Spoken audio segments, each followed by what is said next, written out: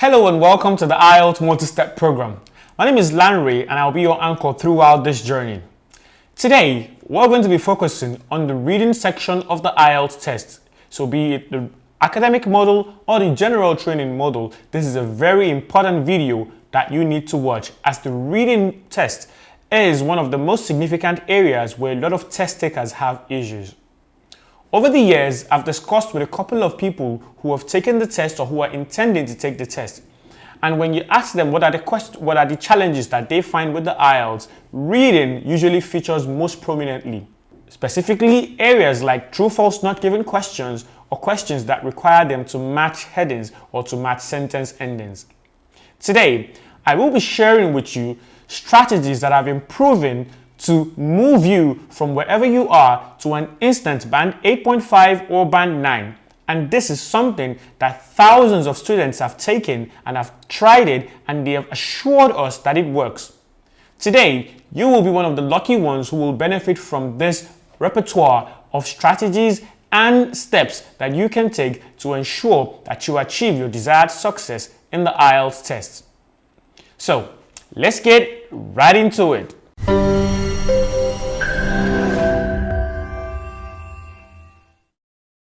The reading section in the IELTS is must and first and foremost not a comprehension passage but an information extraction exercise. I'll take that again. The reading test in the IELTS is not a comprehension passage, it's not a comprehension exercise, it is more of an information extraction exercise. And what does this mean? If you're a non-native speaker of the language or non-native user of the language who's schooled in one of the Commonwealth countries like Nigeria or any other part of Africa, chances are that when you studied English language both in high school or at the university level, there was much focus on your comprehension skills. Comprehension, as the word implies, involves understanding, in-depth understanding of a piece of information given in the reading format. But for the IELTS, comprehension is not our aim. What you most significantly need to do is to be able to extract relevant information that answers the question. So what implication does this have for a reading test? It means that when you get into the exam hall and you get your question paper, what you do in the first 10 to 5 minutes that you get your question paper is not to sit down, relax, and read the whole passage word for word to comprehend or to understand the information there. That is not what you should do. Chances are that out of the passage that contains 2,000 words, all the information that you need to answer all the questions said on that passage would be not more than 500 words. So sitting down to read and digest the whole passage before you start answering the question could also be termed as a waste of time. Today, I will be taking you through how you can actually interact with the information in the passages in minimum time and also ensure that that time that you spent on interacting with the passage is enough for you to answer all the questions. Stick around and you will get that. The second thing that we will be dealing with today is skimming. And that is significantly tied to the next thing, which is scanning. Skimming and scanning are the two most important skills or strategies that you need to deploy to ensure that you pass the reading section of the IELTS test. I will also be taking you through practical steps on how to skim a passage and how to scan it for relevant information. Beyond that, we will be dealing with two specific question types that have proven to be problematic to thousands of test takers over the years. The true, false, not given or yes, no, not given type of questions, and the questions that require you to match. For the matching types of questions, you could be matching headings, you could be matching sentence endings, you could be matching names to views or claims that were made in the passage. Whichever type of matching question that you get in the IELTS, the strategies or the steps that you need to take to answer them successfully are quite similar, and I will be taking you through a detailed practical exercise on how to apply those strategies. You don't want to miss that also too. Finally, we'll be looking at answers in proximity. Answers in proximity refer to question types that usually come from a specific section of a passage, be it just one paragraph or two succeeding paragraphs. The type of questions that fall under answers in proximity are forms, notes, table completion, and process or flowchart completion. If you get these type of questions in your reading passage or in your reading test in the IELTS, chances are that the information that you need to answer all these questions are situated in a specific part of the passage and not just thrown away haphazardly. Finally, we will look at sentence completion questions, as these depend significantly on your grammatical knowledge. Why? For sentence completion questions where you are asked to put maybe a 1 word, 2 words, or no more than 3 words and or a number to complete the sentences, you need to ensure that the answers that you choose, that you extract from the passage, must grammatically complete the sentence. This is where your knowledge of grammar or your knowledge or your language competence skills will be tested. I've seen a lot of candidates make mistakes in this part of the reading test as they choose answers that might be correct but do not grammatically complete the sentence. This is the first tip that you need to know for this. Any answer that you're going to be choosing to complete a sentence in the IELTS must grammatically fit in with the surrounding words in the sentence, must grammatically complete that expression. If you are doing the test and you are choosing the right answer, and the right answer that you have chosen does not grammatically fit into the question sentence, it means that you are still on the wrong track and not yet settled on the right answer. The right answer in the IELTS will be grammatically appropriate in the context or in the sentence in which you need to put it in. This is a very, very important skill. It's a very, very important tip that I will be elaborating later on in this video. So, we will begin and go through all these tips and all the steps that I've listed out, but the first and the most important one is to look at the structure of the reading test. What does it entail? How does it look like? Knowing what the structure of the reading test is all about will be significant in our understanding of the strategies that we will deploy later on. Like I usually say in these videos, in the IELTS multi-step videos, I would advise you to please try as much as possible to take some time to interact with the questions in the IELTS itself before you start watching these videos or before you start using the strategies in these videos. Ensure that you have seen an actual IELTS test. These can be assessed by going through the official British Council website or the official Cambridge Education website or the official IDP Australia website. You have sample questions there that will give you a simulation of what you will face on the day of the exam itself. Knowing what the structure of the test is all about is part of the preparation that you need to ensure that you succeed when you do take the test itself. So what is the structure of the reading test in the IELTS? For the academic and for the general training modules, the reading test is different. Significantly different. In fact, reading is one of the areas where the change or the differences between the academic module and the general training module is most pronounced. For the academic module, you will be dealing with 3 passages. 3 long passages which will entail that you will have 3 sections for the reading test if you're doing the academic. Each passage contains between 2,000 words to 2,500 or 2,700 words, and you will be expected to answer 40 questions in total under 1 hour or in 60 minutes. Each question carries the same mark, and this has been highlighted or been outlined in the introductory video to the IELTS multi-step program. Each question in your reading test carries 1 mark, which means that for you to achieve maximum success in the reading test, you need to answer all the questions. Any question that you leave unanswered is an automatic 0 or wrong score for that question. Any question that you attempt by putting at least even a random option gives you at least 45 to 35% chance of getting it right. So you do not leave that exam hall without filling in all the questions for the reading test. It is one of the easiest ways to set yourself up for failure if you leave questions unanswered just because you do not know them or because you do not understand them. Guess if you do not know them. For the general training model, you have more than 3 passages, but the good news here is that they are shorter. So in the section 1 of the general training reading test, you have 3 to 5 short passages. These can vary. You could be given advertisements, you could be given just short descriptions of products, and you could be given descriptions or like a schedule for a train station or for a travel guide.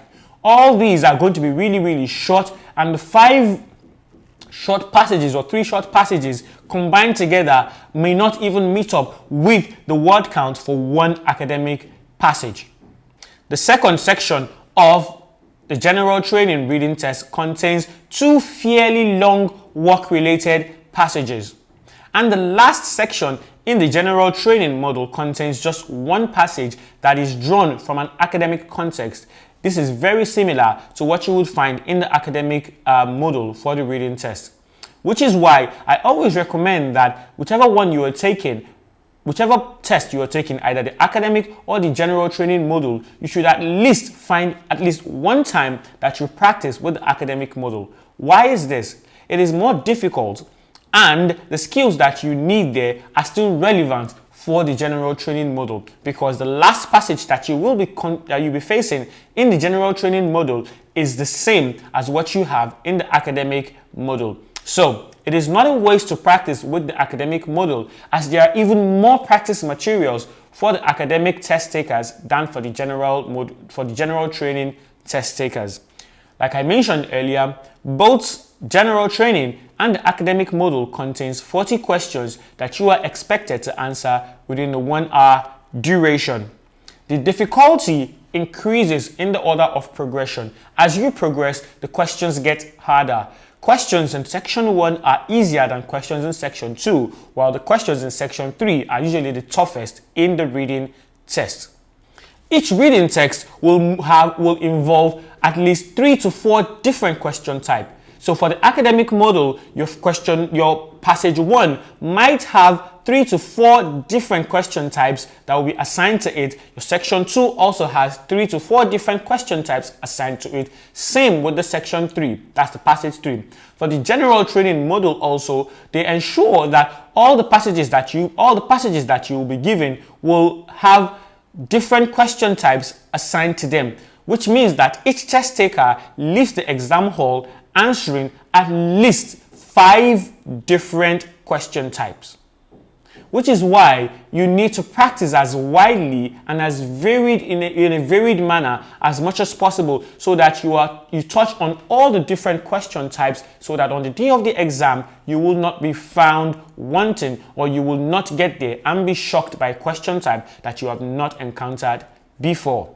It's a very significant tip. You need to practice well before the day of the exam, so that you can have a fair idea of the plethora of question types that is assigned in the reading section of the IELTS test.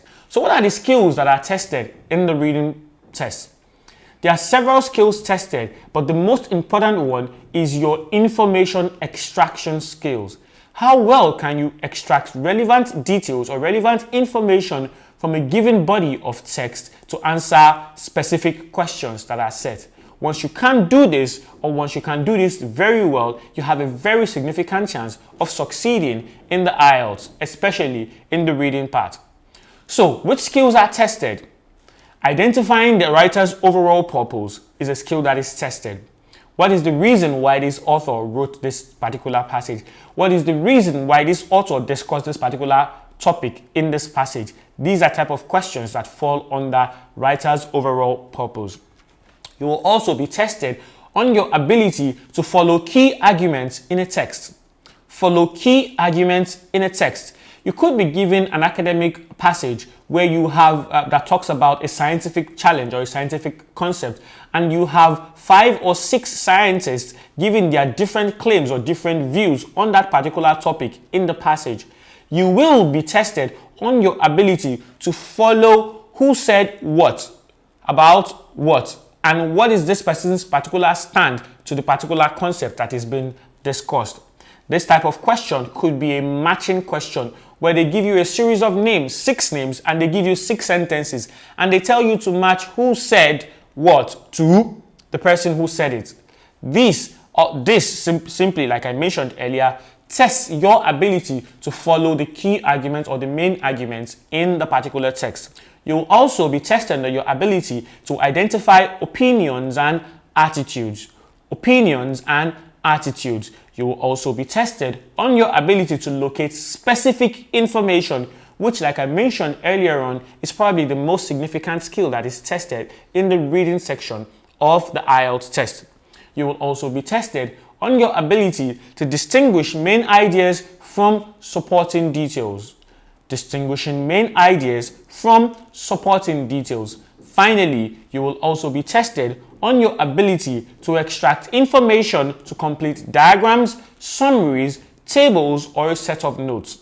These are the skills that are tested in the reading section of the IELTS test. And you would do well to take your time to rewind this video, pause it to look at all the lists, to run through all these items that I gave you about the skills that are tested and find out where are you strong and where are you weak, so that you can show up your weaknesses and then you can strengthen yourself in the areas where you already have some strengths.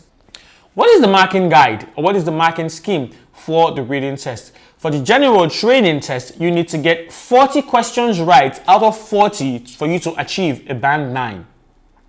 I'll take that again. For the general training module, you need to get all 40 questions correct for you to get a band 9.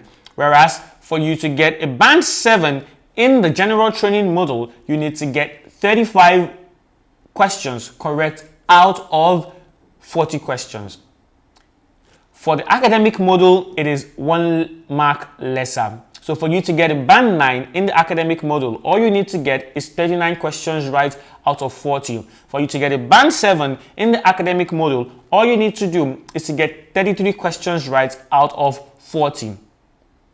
So it is significant to note that for the academic module, it is marked a little bit easier than the general training module. And why is this? The academic module test is quite difficult, while the general training module is easier, as the text that you're given and the topics that are discussed are usually topics that do not require you to have any in-depth understanding. The vocabulary used in the general training module are much more easily accessible, as opposed to what you find in the academic module, where you could be given subject or profession specific vocabulary that might be difficult for you to understand.